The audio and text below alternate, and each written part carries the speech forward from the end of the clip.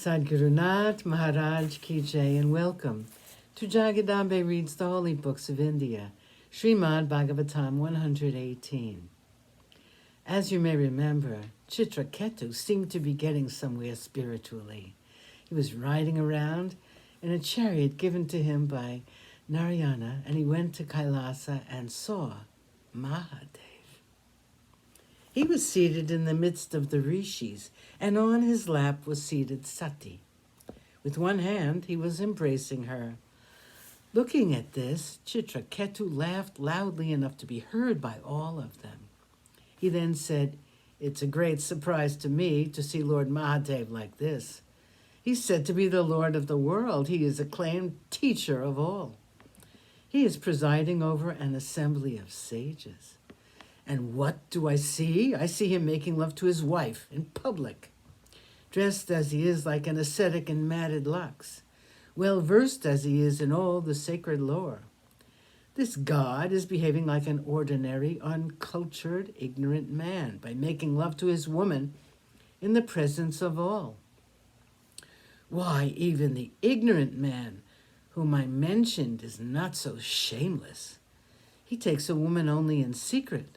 How then can one explain this scene?" Mahadev heard his words but said nothing. He sat smiling, and the others in the assembly followed his example.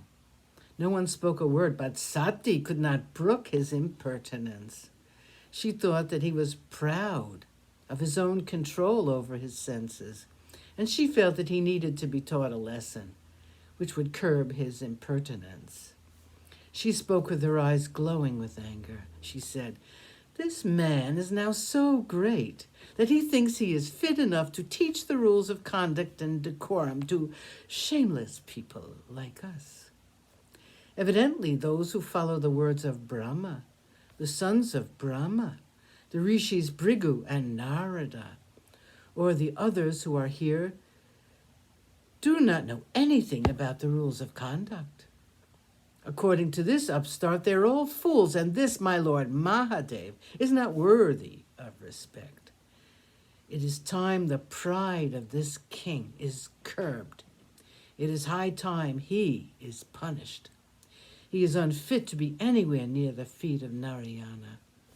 And so, Chitraketu, I curse you to be born in the dread clan of Asuras as a punishment for your arrogance."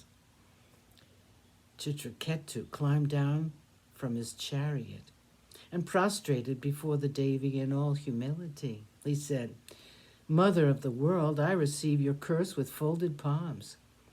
What has been ordained by the gods for people has in reality been decided by their own actions long ago. The human animal, caught up as it is in the delusion of Maya, moves round and round in circles without knowing how to get out of this samsara, and it undergoes pain and pleasure which visit it in turns. The Atman has nothing to do with this alternation of the opposites, nor is anyone capable of causing this cycle. In this world which is but illusory, flowing endlessly, where is the place for either a curse or a blessing? Is there a heaven? Is there such a place as hell? Happiness, sorrow? It is the Paramatma who creates living beings and his Maya, and it is he who gives them bondage or release from bondage. And all the while, he is never involved. He loves no one, nor does he hate anyone. He has no kinsmen and no friends. Everything looks alike to him, and in him the opposite feelings are absent too. How then in anger find a place in him? Never mind, mother, I am not angry with you for cursing me, nor am I going to ask you to withdraw or modify the curse. If my words have offended you, please forgive me." After saluting the heavenly pair, Chitraketu ascended the chariot and went away with a smile on his face.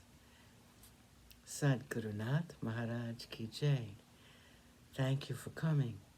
I hope you come again.